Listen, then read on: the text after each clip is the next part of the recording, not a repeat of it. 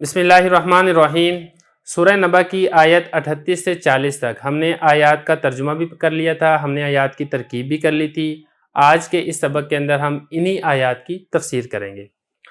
دیکھیں، پہلی آیت ہے یوم یقوم الروح والملائکۃ صفا، وہ ایسا دن ہوگا جس دن روح اور ملائکہ صف بنا کر کھڑے ہوں گے۔ دیکھیں، ماقبل کی آیت کے اندر یہ والی بات بیان ہوئی تھی کہ لوگ ذات باری تعالیٰ سے گفتگو کرنے کی ہمت اور مجال نہیں رکھیں گے، مگر صرف وہی بات کر سکے گا جس کو رحمان اجازت دے گا۔ اسی کی یہاں پر مزید تفصیل بیان کی جا رہی ہے کہ یہ دن ایسا ہوگا جس دن روح اور فرشتے رب العزت کی عظمت اور ہیبت و جلال کی وجہ سے ان کے دل لرز رہے ہوں گے۔ این دوپہر کا یہ وقت ہوگا، کسی کی جرت نہیں ہوگی کہ کوئی کلام کر سکے۔ ہاں، اگر اللہ رب العزت خود اجازت دیں کسی کو بولنے کی تو وہ بولے گا، لیکن اس کے لیے بھی یہ ضروری ہے کہ با ادب ہو کر صرف با مقصد اور درست بات کرے گا۔ ادھر ادھر کی باتیں کرنے کی یا فضولیات کرنے کی کسی کو اجازت قطعاً نہیں حاصل ہوگی۔ اچھا، یہاں پر ایک بات اور ہے کہ روح سے کیا مراد ہے، اور آیا روح سے مراد جبرائیل علیہ السلام ہے یا کوئی الگ سے مخلوق ہے؟ تو دیکھیں، روح کی دو تفسیریں کی گئی ہیں۔ ایک تفسیر تو یہ کی گئی ہے کہ اس سے مراد حضرت جبرائیل امین علیہ السلام ہے۔ تو جب جبرائیل علیہ السلام اگر خود یہ مراد ہے روح سے، تو وہ تو فرشتوں میں داخل تھے، پھر ان کو الگ کیوں ذکر کیا گیا؟ تو اس کا جواب یہ ہے کہ ان کی عظمت شان کی وجہ سے ان کو علیحدہ مستقل طور پر ذکر کیا گیا۔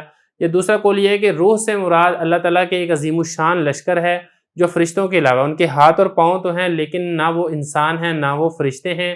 اس کے علاوہ کچھ اور مزید بھی اقوال ہے جو کہ اب انشاءاللہ آگے چل کے پڑھ لیں گے۔ یہی فرمایا کہ حضرت جبرائیل علیہ السلام اور ملائکہ صف بنا کر کھڑے ہوں گے اللہ رب العزت کے سامنے با ادب ہو کر۔ لا یتکلمون الا من اذن له الرحمن وقال صوابا، وہ دن ایسا ہوگا جس دن کوئی شخص رحمان سے کلام نہیں کر سکے گا، لیکن وہی بندہ کلام کرے گا جس کو رحمان اجازت دے گا، وقال صوابا، اور وہ بات بھی درست کرے گا، ادھر ادھر کی بات کرنے کی اجازت نہیں ہوگی۔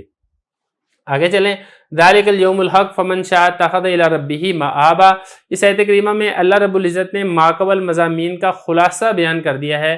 خلاصہ اس ساری صورت کا یہ نکلا کہ ہماری آیات قدرت سے یہ والی بات ثابت ہو چکی ہے کہ انسان کو دوبارہ زندہ کیا جائے گا اور قیامت واقع ہوگی۔ لہذا جب قیامت کا دن برحق اور یقینی ہے تو جو شخص تقوی اختیار کر کے اعمال صالحہ کر کے اپنا ٹھکانہ اللہ تعالیٰ کے پاس بنانا چاہتا ہے تو وہ ایسا کر لے، اللہ کے پاس اپنا ٹھکانہ بنا لے، اللہ تعالیٰ کو اپنے دل میں بسا لے، اللہ تعالیٰ کے ساتھ اپنا تعلق کو مضبوط کر لے۔ ہم نے تمہیں قریبی عذاب سے باخبر کر دیا ہے۔ عقل مند آدمی اگر دور بھی کوئی مصیبت ہو نا تو وہ اس کو بھی قریب سمجھتا ہے، اور یہ عذاب یہ تو ویسے ہی قریب ہے، اگرچہ حقیقت میں تو بظاہر یہ نظر آ رہا ہے کہ قیامت تو پتہ نہیں کتنا عرصہ دور ہے، لیکن موت تو بہت قریب ہے۔ اور حدیث میں آتا ہے کہ جو شخص مر جاتا ہے اس کی قیامت واقع ہو جاتی ہے، کیونکہ جو اخروی حالات ہیں، قیامت کے جو احوال و واقعات ہیں، وہ انسان کے مرتے ساتھ ہی اس کے اوپر واقع ہونا شروع ہو جاتے ہیں، اس کے اوپر وہ والے حالات و کیفیات طاری ہونا شروع ہو جاتی ہیں۔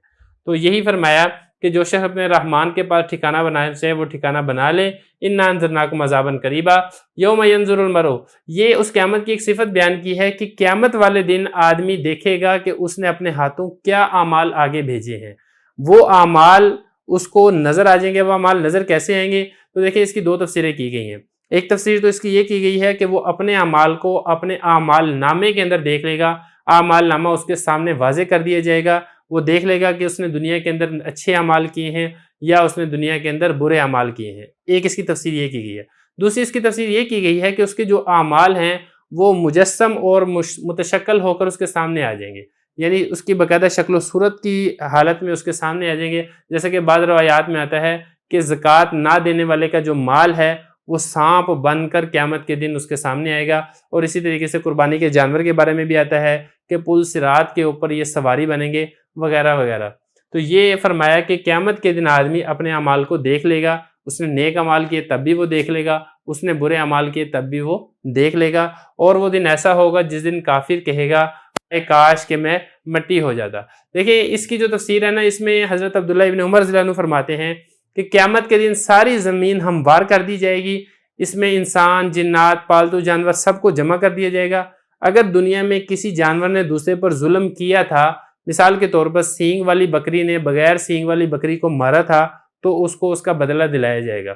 جب جانور ایک دوسرے سے اپنے ظلم و زیادتی کا بدلہ لے لیں گے تو اللہ تعالیٰ تمام جانوروں کو حکم دیں گے کہ تم سب مٹی ہو جاؤ، تو وہ مٹی ہو جائیں گے۔